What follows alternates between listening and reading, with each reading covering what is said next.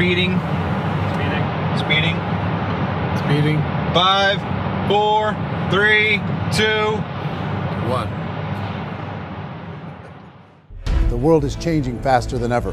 What used to take decades is now taking years or even months. What you see right now is the illusion that people have had for many decades about the workplace being this secure place to work the rest of your life. For the first time in the history of our nation, our children will not do as well as us. We've seen our friends get laid off, we've been laid off, we've had our pay cut. People are overworked and underpaid. They seem to have less time and less freedom. They live under constant pressure. This is going to be forced. And so even if your employer loves you, they may have to cut you. There's something wrong that on Monday morning, the heart attack rate increases by 35%. Technology is accelerating, job security is declining. It just doesn't seem like the old models of making a living are as reliable as they used to be.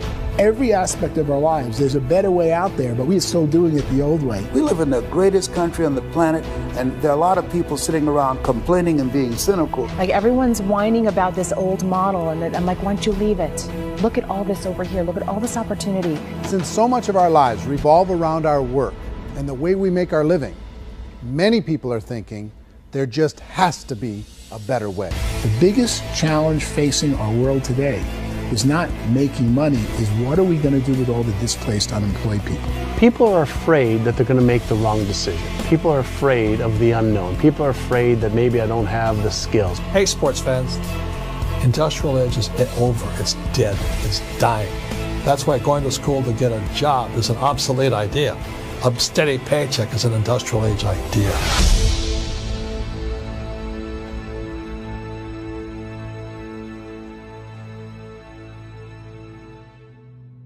It's the search for answers that has brought us here together today. My name is Eric Worre, and for almost 30 years I've been an entrepreneur, struggling at times, but ultimately succeeding. As a best-selling author, speaker, and business owner, I've spent my entire career helping millions of people around the world to become entrepreneurs. And I believe strongly that there is, in fact, a better way when it comes to how we make a living. The career landscape has changed dramatically, and many are still working in a model that is completely out of date. What worked for previous generations isn't working as well for people today. In this film, we're going to explore 3 important questions. First, what's really going on in our working world today? Second, in this new economy, is it better to become an entrepreneur, or is it safer to work for someone else? And third, if a person decides to become an entrepreneur and start their own business, how can they do it without taking on massive risk? To help in this journey, I've brought together some of the greatest experts and thought leaders in the field of entrepreneurship to share the real facts with you.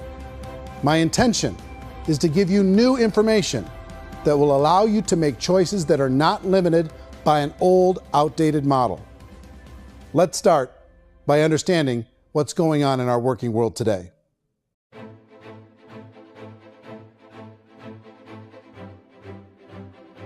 Let's look at unemployment. 30–40% of the people are honestly not working, but would be working. What our government does is if you haven't found a job in 6 months, we don't call you unemployed. We pretend you dropped out of the labor force. I've often said that unemployment, particularly structural unemployment, that's unemployment due to technological changes, is the first sign of economic growth. Think of it, 10 people live on an island. They go out every day and fish. One day, new technology shows up. A missionary brings them a net. Now, using the net, one pilots the boat, one throws the net. 2 fishermen can do all the work 10 used to. That's a 500% increase in productivity, 2 doing the work of 10, in one day. You don't have to learn a lot to learn how to throw a net instead of throw a fishing line. The island's got a big problem, 80% unemployment. But the island still has all the wealth of the fish because the 2 people produce as much fish as 10 did. Now, of course, looking back in history, these changes used to take thousands of years. And during that time, we went into farming and transportation. Some of us became doctors and some teachers and lawyers, and we developed all these new professions and new manufacturing jobs. Today, these changes are occurring literally in one day when a new technological advance occurs, and we don't have the social structures to deal with it or to retrain the unemployed people. So one of the things that I think is interesting as I travel across the country and really travel around the world is the way that we work and the way we get paid for work is changing pretty dramatically. On a global basis, everything is being turned upside down because of the rapidly advancing technologies. They are eliminating many jobs, and we have been left with many people not prepared for the jobs that exist. A lot of demand in public companies was to squeeze out all the fat and to get just as much margin as we possibly could, and fat equals humans. So this idea of job security in information age is so obsolete, but it's still taught inside our school system, and that's where the problem starts. There's no financial education in school system, and people are still trained to be employees who work for that paycheck. This is a chart on the middle class. What's happening in the middle class, those that went to school, their incomes have been coming down for years. And parents still say to their kids, go to school, get a job. Now what happens to all those middle class people who are dropping off the ends of the chart? Well, they become what's called working poor. And this is what happens to working poor. But they say poverty is ending. Well, poverty may be ending, but working poverty is going up. And this is food stamp usage.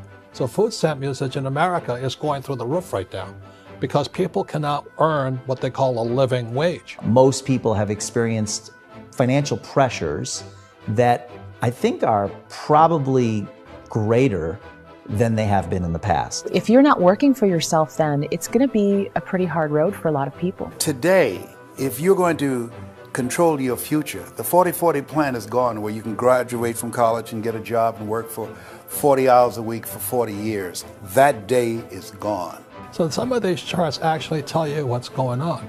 And this is a really interesting one, you know. People are going back to school because if I go back to school, I'll get a nice job. But this is what's happening to, it's called Sallie Mae, which is the student loan guys. Student loan is going through the roof. It's now over $1 trillion, and student loan debt is worse than credit card debt. So when people stopped using credit card, the government got people into student loan debt. And the problem with student loan debt is you can never be forgiven. See, with credit card debt, you can declare bankruptcy and then all's forgiven. But student loan debt, you can declare bankruptcy, you still owe it. It's the worst of all debt. But this is the next picture. Look at this chart here. This is what's happening to wages of college graduates. It's going down. So you go to college, you rack up all this debt, but you earn less money. Now, that's not that intelligent. Average person who's been working a lifetime in America today is ending their lifetime at 65 with about $41,000 in assets. They earned just enough to survive. I think in the United States we have something like 17 trillion in debt. That's just the federal government debt. We got another 2 in municipal and in other, let's call it almost 20 trillion government. We've got 40 trillion in private debt. That comes up to close to 60 trillion. When you then add something we never had before, what you were talking about, when we look at the unfunded portion of Social Security and primarily Medicare, Medicaid, that, at the most conservative estimates from outside firms, Kleiner Perkins, 67 trillion and growing. That's more than all our other debt. There's less conservative estimates that say it's 84 trillion or higher. I added up conservatively $127 trillion in total debt. Debt is a financial drug. When you take it to excess, it's like taking a drug. Yeah, it makes you feel better, it enhances your performance, but at a huge cost, eventually it kills you. And so that's what happens. We keep doing more and more debt, and you get less and less results, just like a drug, until the debt gets so high that it crushes the whole system. That's where we're at, 8.2 times GDP. You know who I feel sorry for? I feel sorry for the person who dreads going to work, who is sick to their stomach on Monday morning, who hates their alarm clock, who gets a little glimmer of hope on a Wednesday because it's hump day and says, thank God it's Friday. And they live for those 2 days a week where they get to be themselves and they don't have to be around people they don't like, and they don't have to play the political game in the office, and they don't have to live this half life. The person that works 50 weeks a year just to be able to have the 2 weeks for vacation. And you know what happens to most of them nowadays? They don't have a vacation. They have a staycation. They have time off of work, but they don't get to go where they want to go because they're overextended. They've got all this debt. They got all this situation. They hate their alarm clock. They can't sleep until they're done. They have to spend most of their life in traffic. I feel sorry for that group of people because there's a better way. They just don't know it. I see this really interesting attempt at rugged individuality in a 6x8 rectangle. And I feel like you're all the same, except for the little push pins of the pictures. There's different pictures. Yours is named Jenny and his is named Sujara, but it's the same people. And this is how they are, and they're just like the zombies, and there's no joy in there, there's no fun. There's always like the wacky woman who decorates her cubicle, and that's the most she can do there. You got to give her credits, right? The wacky cubicle woman. The basis for their life is worry. I'm worried, you know, maybe I'll get fired. I'm worried maybe my company will go out of business. I'm worried I can't keep spinning the plates on paying the bills. I'm worried about how do I send my kids to college. I'm worried, what if the transmission of my car breaks? That's, you know, 2 or 3, I can't fix it. People live in a sea of worry, and it eats at them. Those signs that people held up during the Depression didn't say looking for gainful employment in a cubicle. It said looking for work. Work is what we're looking for. Job is just a unit of measurement. Work is what we're going after. It's time to look in the mirror and say, it's not the economy, it's my economy. It's my little world of where I am. I need to improve. I'm not going to wait for the economy to come back because frankly, the economy is doing great in this country. So I'm here on Wall Street, the financial center of the universe, the financial capital of the world. This is where most people's money goes to at least be held for a time, right? With interest rates in banks being effectively zero, and many experts are predicting it's going to stay at zero for the next 10, 20, even 30 years, people feel like they don't have any choice but to put their future into equities, to put their future into the hands of other people on this stock market, and hope that the stock market goes up, hope that the stocks that their advisors pick or that they pick goes up. That's one way to go, I guess. It's my personal belief that if you put your future into the hands of yourself, in other words, you have earning power by yourself, I think you're a better investment than these guys. I think you controlling your future is a better option than handing over your retirement to these guys. The average household income in the United States is approximately $50,000 a year, what they call the middle class.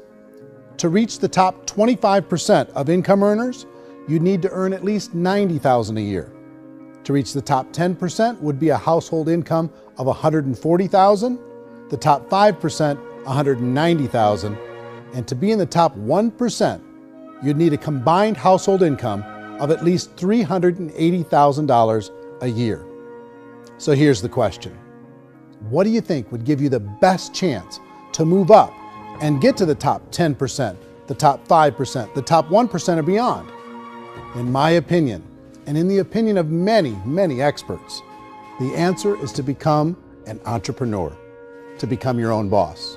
I think you have to be a business owner. I can't, the only time I ever say to someone it'd be great to be an employee is when they've already told me they've surrendered. I only tell people who are wounded spiritually that they should be an employee. And it's that feeling that you get when you pick up the backpack off the little Cub Scout and say, "Don't worry, little guy, we'll get you back to the camp." You know, it is in no way a kindness when I tell someone they'd be a great employee. The other status symbol really increasingly is lifestyle. I mean, people can own their own business, maybe even work out of their house. That, I tell you, people admire that, like, gosh, I wish I could do that. The spirit of the entrepreneur is to be a risk taker and to be resourceful and unstoppable and to have a vision of yourself beyond where you are and not willing to settle for life as it is. Think about the great entrepreneurs. They're visionary. They have heart. They're willing to do today what others won't so they can do tomorrow what others can't. Personally, I don't think of the new economy, the old economy. I create my own economy. The entrepreneur's in control. I decide what the economy is going to be like. In the world of entrepreneurship, there are no limits. You can make as much as you want, depending on how much you want to work and how smart you are and how great a team you put together. There's no more lifetime rewarding business than being an entrepreneur. Why in America, where anyone could be anything, would people want to give up their freedom and become effectively a modern-day slave, told shut up and be here every morning at 7:30, leave at 5:30, and do what I tell you? If people decide to become an entrepreneur and work for themselves, they have some traditional options, but they're riskier than you might think. Any kind of a retail business, retail build-outs, is extremely expensive. Even just these small little yogurt stores where they're putting little yogurt machines and you get all the different flavors, you're spending $200,000, $300,000, $400,000 to open a yogurt shop. I would love to buy a Dunkin' Donuts, but it's $500,000 or so to start. I don't quite have that just in case money. Risk you can lose it all, and most guys do 2 or 3 times, and even big guys like Branson, because I'm such a fan of his, half his companies don't work. If you make $1 million, your problems are going to go. If you make $1 billion, your problem's really going to go. Just the opposite. You and I know when you're making $1 million, you get $1 million responsibilities. You make $1 billion, you got 1,000 times $1 million responsibilities. And most people say, I'd love to be my own boss. 70% of Americans would love to be their own boss, according to recent polls. But they don't know how to get there. Because what are you going to do? One, you could buy an existing business. If somebody's selling an existing business, you have to ask why. Usually because it's probably hard. It's probably not making as much money as they hope. 2, they could buy a franchise. A little less risk, proven system, but it's expensive to be able to do that. 3, they could start something from scratch.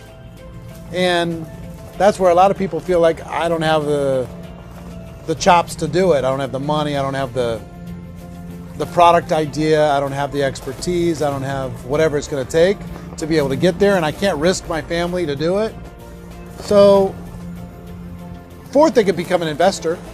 A lot of people in this town invest to try and figure out a way, but you got to be pretty smart with that game too, right? Venture capitalists, who are the very best and most sophisticated in investing in new breakthrough businesses, make it on 1 out of 11. That means 10 out of 11 are mediocre or fail. Most of them fail. That's the risk there. An angel investor is lucky to get 1 out of 15 or 20. A business is a team sport. Like, I have to have accountants, I have to have engineers, I have to have system designers, I have to have sales, marketing, I have to have accounting, I have to have mission statements, I have to have legal and all that. The average Joe Schmo, even me, I go out there, I don't have the skills to put a business together. I think the bottom line for the 4 traditional options is they take money, sometimes a lot of it. They take expertise, and they take time. All of that adds up to just too much risk for most people. I bought a business from somebody else and it was a lot of work. And you start wondering, what did I just buy? Because I guess ultimately I own your email list and I just overpaid for it. People that start their own business, they spend a lot of money, they spend a lot of time, a lot of effort to get things started. And the more you invest on the upfront, the harder you typically work at it. I can tell you what the success rate is of a restaurant. What is it? They're crazy enough. About 90% of them fail. About 90%, in how quickly? Year less. Wow. And if we're talking non-franchise, we're talking franchise, Sure. That's totally different. Yeah. But our students aren't getting franchise restaurants. You got to invest big money. Exactly. And with someone like McDonald's, you've had to work with the company for a long period of time, really know the You even have a business. chance at investing $1 million. Have a chance, and it's a slim chance. What if there was a way that you had all the proven aspects, the comfort aspects, and you could still control your own life? What if there was both? In other words, you didn't have to create everything from scratch. You didn't have to be a super leader. All you had to do, what if there was a proven product already? You didn't have to create the product. And there's a proven system already, proven training already. Everything except an employer. That was the only thing that you didn't have. Do you think more people would be open to working for themselves in that environment?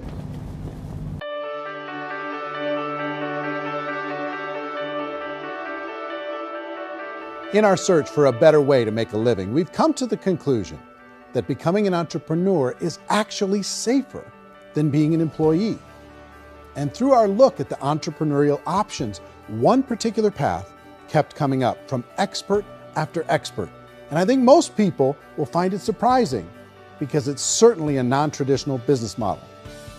That model is for people to start their own business and become an entrepreneur through the creation of a network marketing business.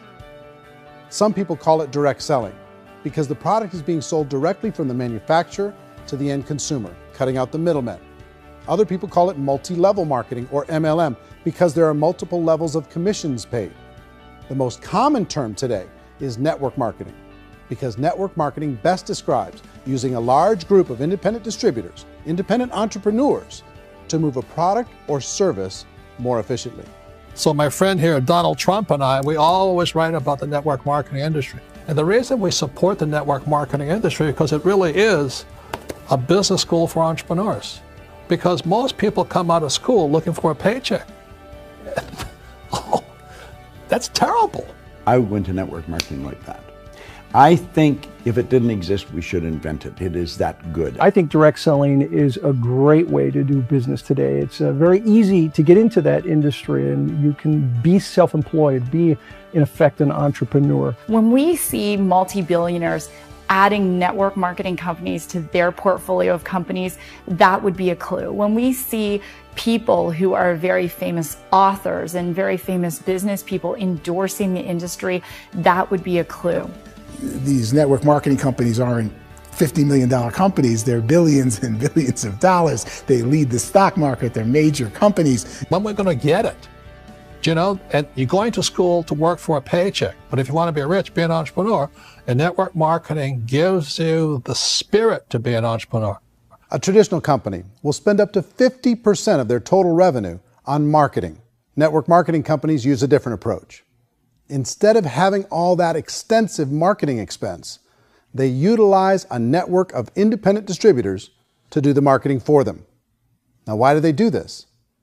First, because word-of-mouth advertising is so much more effective today than traditional media advertising. Second, some products need to be explained or demonstrated, and an independent salesperson can do that more effectively than an ad campaign. Third, it's completely efficient. The company only pays for the marketing of their product if a sale happens and not before. Imagine if Amazon allowed you to become an independent distributor and paid out 40% of its revenue to that distributor group. All you had to do as a distributor was recommend a product, and if a person bought it on Amazon, Amazon would take care of all the logistics, and you'd get paid for bringing the customer. Now imagine you got paid for every purchase that customer made for the rest of their lives. Well, Amazon doesn't offer this option, but network marketing companies do. 85% of all buying decisions in our society are made as a result of word of mouth or reputation. We're recommending things to each other all the time. You know, who's your dentist? Who's your doctor? Who's your lawyer? What detergent, are you using? What legal system are you using? What product are you using? We're talking to each other about the things that we love anyway. When you go into a big box retailer, you're lucky if the clerk looks you in the eye, much less gives you any detailed or accurate information about what you're purchasing. So of course, this personal information, this education coming from a friend, a neighbor, a relative, or even a stranger, but one who has experience with the product is extraordinarily valuable. As a matter of fact, network marketing can educate consumers probably better than any other form of marketing. It certainly can do better than advertising, because advertising usually has a certain hype to it, and you can only get limited information. So, network marketing trumps advertising. If you were a typical sales company and you wanted to sell $1 million a month worth of product, you might go find 100 superstar salespeople. The quota would be $10,000 a month. So network marketing as a distribution system just flips the numbers. So we use 10,000 happy, raving fans of a particular product, and we don't concern ourselves so much with how much product each one of them individually sells. If they sell just $100 or $200 a month, and there's 10,000 of them, you're selling $1 million to $2 million a month worth of product. And that's the best way I can explain how network marketing works. This is the marketing arm of the company. There's not money being wasted on bricks and mortar. There's not money being wasted on inventory that's sitting stagnant somewhere. There's not employees standing around that don't have customers. These are people that are going to connect with customers. These companies allow people to become independent distributors for extremely low cost and with no minimum time or sales quota. Essentially, they own their own business and can provide as much or as little sales as they choose. In other words, the distributor gets all the benefits of traditional business ownership without the risk. The advantage of network marketing is the ease of entry, the low risk, and the low startup cost, because almost everything else has very high risk. You can get in for a minimal investment. You're buying into a system that's already been proven, products or services that have been proven to work. The keys to network marketing is providing an opportunity for the masses to get involved, providing an opportunity for the average person who doesn't have the resources to start their own business. All of this so far is fairly straightforward, but network marketing offers another benefit, and it's this benefit that makes it so interesting for entrepreneurs. Network marketing allows a distributor to build their own network of other distributors and then compensates them on the sales created by that entire group. Direct selling is, at its base, very simple. It's the sale of a product or service to an individual on a face-to-face, one-on-one basis, just the way we're talking right now. But there's an important element as well, and that's the offering in conjunction with that sale of product, the offering of an opportunity for someone to make something of themselves. No matter what your social status is, no matter what language that you speak, I mean, look how many unbelievable people are becoming successful to speak every kind of language out there. What an awesome gift to give the world. Instead of having to work your way up in a system and prove that you could be a sales manager, they just decided everybody can be a sales manager. Everybody gets to build a sales team from day one. And so what that brought into the system of growth as a direct selling company is the concept of compounding or geometric progression. Because now you can actually grow a sales force very quickly because everybody is enrolling people in their own sales force. People who are like, oh, this is weird, I'm building a sales team, or what do you think you do at a regular company? How do you think a regular company works? Network marketing is the only industry that doesn't say your past determines your future. It looks at your past and says, okay, now what can we train you to do so you can have a great future? Every other employer out there wants to exploit you for what you already know, not teach you something new. Network marketing has the potential to save the United States and the world because it's going to teach people not to be employees, but to be entrepreneurs.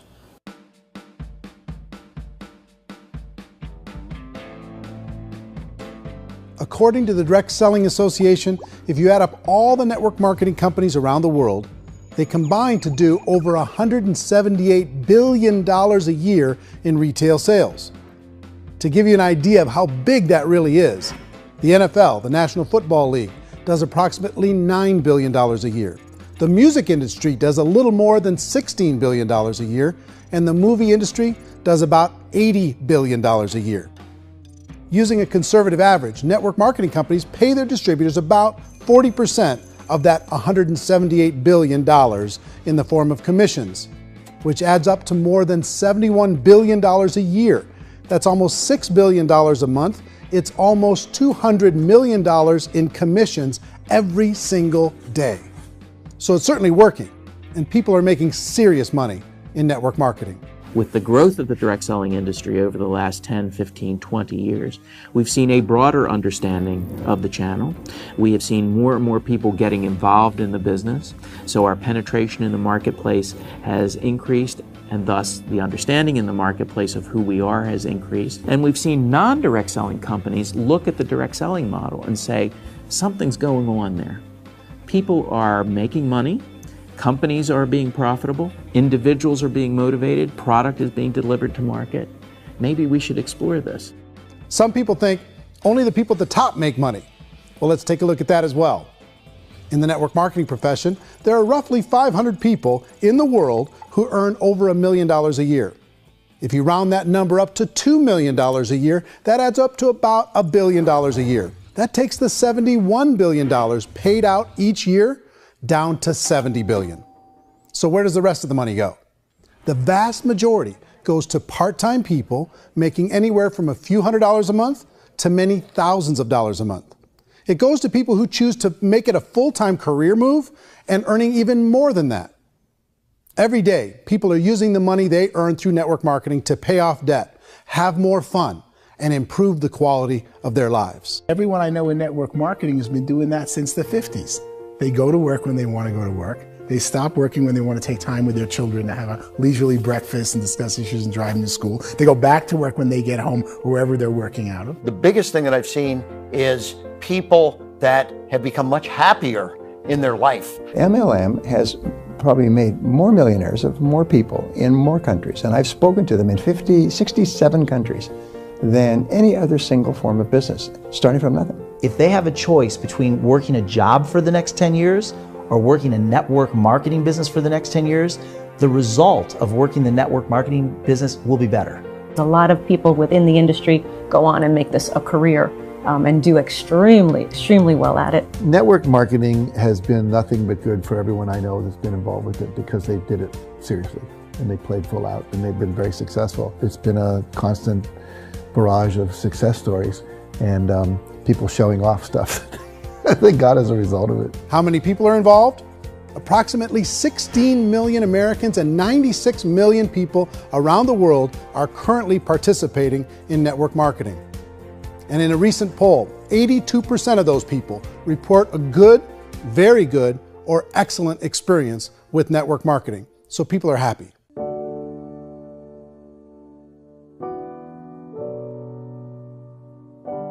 So I've taken a look at the network marketing profession and really tried to understand why so many people are confused as to the validity of this as a business.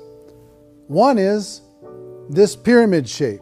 People get really messed up with this pyramid. Oh, it's one of those pyramid things. So I just think there are a lot of haters out there who really don't understand the industry and say, oh, it's a get-rich-quick scheme. It's a pyramid. Well, corporate America is a pyramid scheme. You know what I mean? It goes like this. You have thousands of MBAs, let's say working for Ford or General Motors or Coca-Cola. If all these MBAs, they're all trying to get to here, that's a pyramid. Only one guy's going to make it. Every 10 years, one's going to make it. Whereas you look at network marketing, it's like this. So you're here, and your job is to develop other CEOs coming up behind you. So it's an inverse pyramid. In network marketing, it's a very simple concept. If you sell product, you get paid. It is paid based on production. There is no first mover's advantage. There is no investment component where the more somebody spends, the more they're entitled to make. So the two are polar opposites of each other. It doesn't matter what shape the company is or the compensation plan is shaped, whether it's a circle or a pyramid or a triangle or a trapezoid, it doesn't matter. If compensation is coming primarily from recruitment, then you've got a problem. On the other hand, if an operation is basing their compensation to participants on the basis of sales, even when those sales are generated by people you've recruited, well, then you're a perfectly legitimate enterprise. That's the legal test, it's the practical test. Another issue that's been true in the past that is no longer true now is people used to be in network marketing loaded up with products that they couldn't sell and they ended up a loser. They ended up with a bunch of product in their garage, they ended up with a bunch of products sitting in their kitchen shelves or whatever, and they thought they could sell it and then they weren't willing to or able to sell it and they ended up with a bunch of stuff and they were bitter about it. There was this thing called front loading where you had to buy if you bought $25,000 worth of product, you got better commissions and all this. Today, it's almost all done by computer. It's direct mail comes from a warehouse somewhere else. You don't have to have all this inventory. You don't have to stock up. It's a paperless world now. Most of it's done online. You have a back office. It really works. And I mean, the technology has changed everything. Third issue is people start talking about 99% of people in network marketing don't make any money. Well, we've talked about that over the course of this journey together. Almost $200 million a day is being paid out to network marketing distributors around the world. The naysayers, the people who say that it doesn't work, are usually the ones who just don't know how to make it work for themselves. And so they're giving you an opinion, and I tell people, don't confuse people's opinions with expertise, because opinions are free. And don't confuse sincerity with the truth, because people could be sincerely wrong. But here's the reality inside of network marketing. The vast majority of people that get involved in network marketing just become customers and they get involved to be able to purchase product at a lower price. If you take Costco as an example, if a person goes into Costco and gets a membership to Costco so they can get a lower price on the product, we don't call that person a loser because they have a bunch of product that they walked out with a smile on their face. Yet when some people want to take a look at network marketing, they say, well, those people, they're just using the product and they aren't earning an income, so they must be a loser. They're not a loser, they're a happy customer. That's the vast majority of people that are involved in network marketing. Now, a smaller percentage of those people decide to go build a business. They earn $300 a month, $500 a month, $1,000, $2,000. That's the bulk of earnings in network marketing. And then there's the few that really decide to take it serious, really decide to build a large network, really work to make that network very, very productive. And those people make huge amounts of money and there's no cap. What I do as an outside economist, just somebody looking at this industry like any other industry I speak and say, look, what's the realities of this? 1% do incredibly well. 10% generate some additional income at pretty low risk and effort. That's not, and 90% of people roughly end up customers.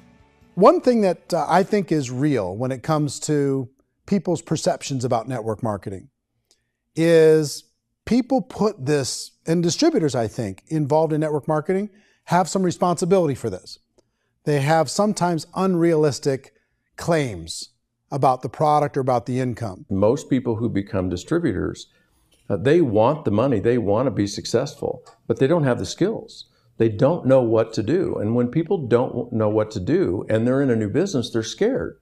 And when they're scared, they panic and desperation kind of sets in. So they think everyone they talk to has to get in. So if I talk to you and you say, well, no, I don't have time to do that, they're like, no, I need you. You have to do this or I won't be successful. So I start clawing on you. I start that desperation. So then I start making claims about the product, which are not appropriate, probably not even true. Or I start saying, oh, let me show you how you can make all this money and you don't have to do anything, Eric. And so you just totally misrepresent the opportunity, and you're clingy with people because you think you need everybody to be successful, and you don't. You know, one of the messages that I try to deliver most forcefully to companies as well as salespeople in direct selling is that you don't have to overpromise. The reality is in network marketing, there's a lot of hard work involved. There's a lot of effort. You're going to have to develop yourself. It's a business like anything else. It's going to take some time, but in my opinion, it's better.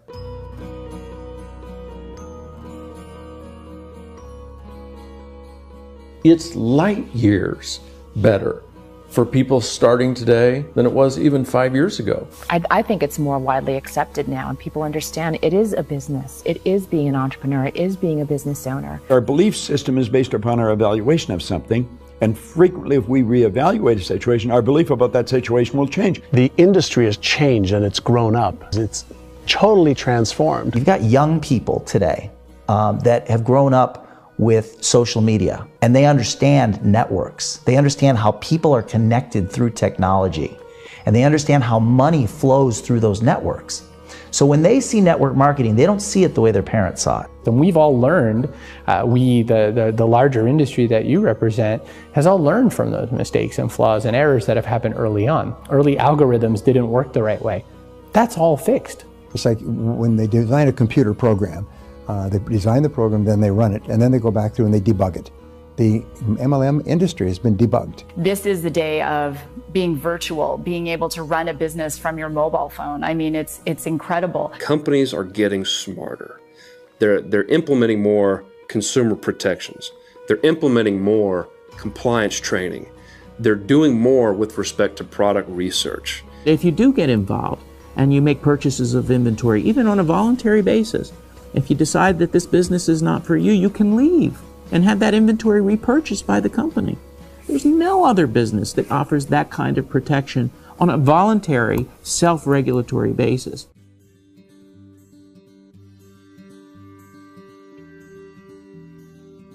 If you decide to look further into a network marketing business in order to generate more cash flow for your family, I would recommend reviewing the following 4 elements.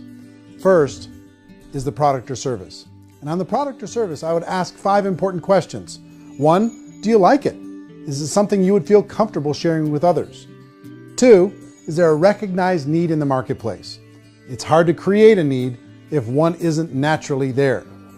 3rd, does the product meet that need? Does it solve a legitimate problem for consumers?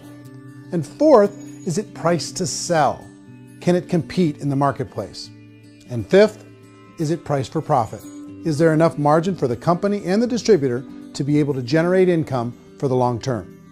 If you can answer the questions on the product to your satisfaction, the next element to consider is the company itself. Is it well run? Do you believe in the founders or the management team? Do you feel they have what it takes to go all the way? See, it doesn't matter how good the product is if the management can't take care of the company. Good management can change with the times. They can handle adversity. They can make good decisions.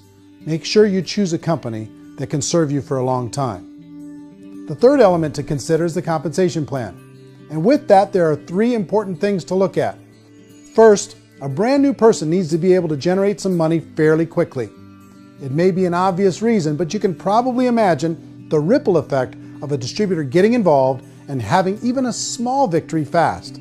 That can only help with the overall success of the organization. Second, a person should be able to develop a moderate part-time income in a reasonable period of time. As they develop their network and as their sales grow, they should be able to enjoy more benefits. And third, for the people who are really serious, for those who decide to really go pro in the network marketing profession, there should be the possibility to make a serious full-time income if they work hard and are committed to developing their skills. If you're comfortable with the product, the company, and the compensation plan, the last thing you should look at is the support that will be made available to you. Does the company have a website? Does it have a solid online reporting tool? Do they have comprehensive training available? Do they host events to help you build your business? If you decide to do this, what kind of a support system can you plug into? Choosing a network marketing company is a personal decision. But evaluating the 4 elements of product, company, compensation plan, and support is a great place to start. Is the company promising that you're going to get rich quick or that you can make a lot of money without a lot of effort? That's a red flag. Is there a product that you really believe in that you think can be sold? Or are you being told by salespeople or the person who's trying to recruit you or by the company itself that don't worry about the product, all you have to do is recruit other people into the business? Red flag, warning sign. If you're hearing that, take a second or even a third look. Get to know the customers, the products, the business, have some success, and see where the opportunities might take you to move up in the organization. You want to find out, how concerned are they about my education, my training, and my development? Is there a space for me to grow? Most important question. Learn everything that you can about the product. Make sure it's something that you believe in, and learn everything you can about the industry and work that system. You have to be very passionate about whatever that company is doing. I would get involved. You can always test drive anything, you know, the product, the service, the community, and then lean into it a bit. If it feels good, then lean into it a lot. Behind me is the Lincoln Memorial. And this is a place where Martin Luther King Jr. had his famous "I Have a Dream" speech. And at that speech, he talked about his dream for equality for everyone around the world, and that's a noble dream. But I think more people need to remember what it was like when they were kids and the dream was still alive in them, before it got beaten out of them by reality, by this paycheck, by these responsibilities, and by having to live for this job to pay the bills. I think people need to remember that, go back to that. Once they know that there's a better way, I think their future is going to be much brighter. They can live a better life.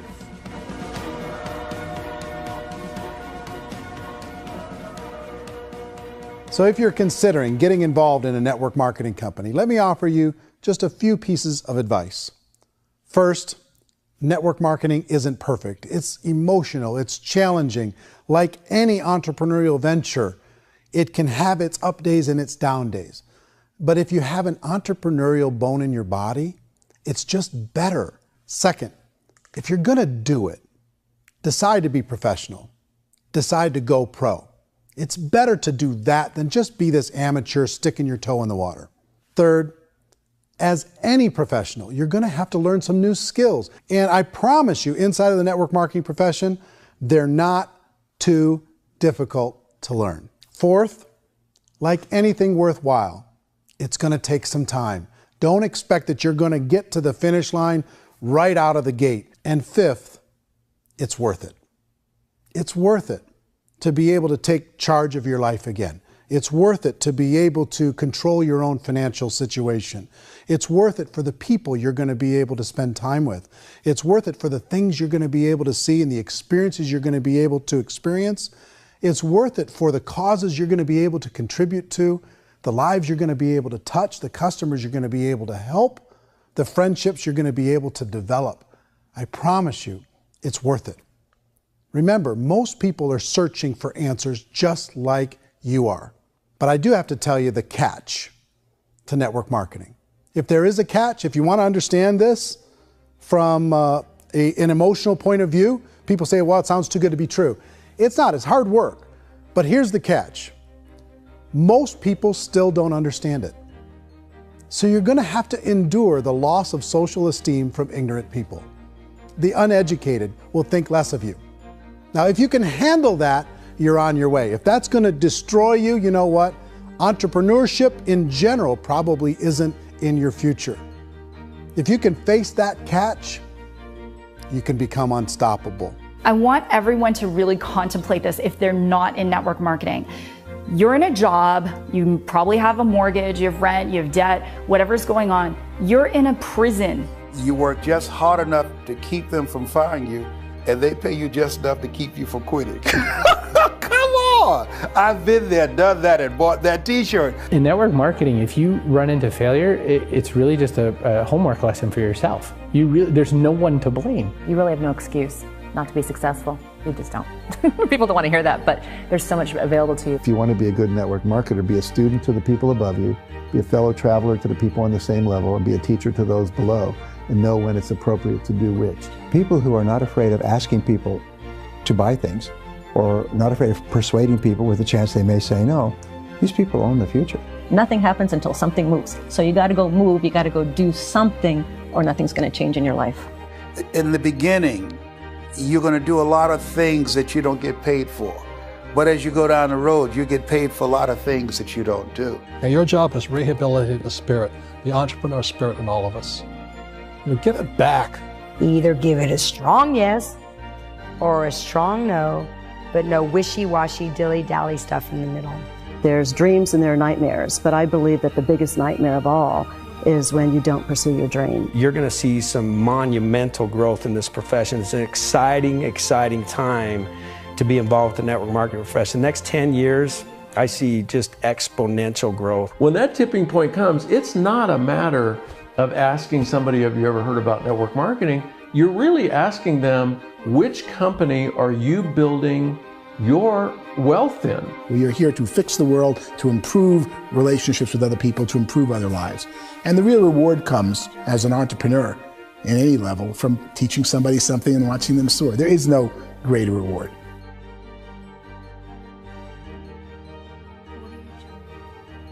Life's too short to spend it living someone else's dream instead of your own. It's too short to spend it living at a fraction of your potential. Can being an entrepreneur be a challenge at times? Sure. But here's what you get in exchange. It can be yours. Something that you built, something that you created, something that you made happen. This balloon represents your dream. It represents entrepreneurship. My wish for all of you is that you would reach out and grab it. The choice is up to you.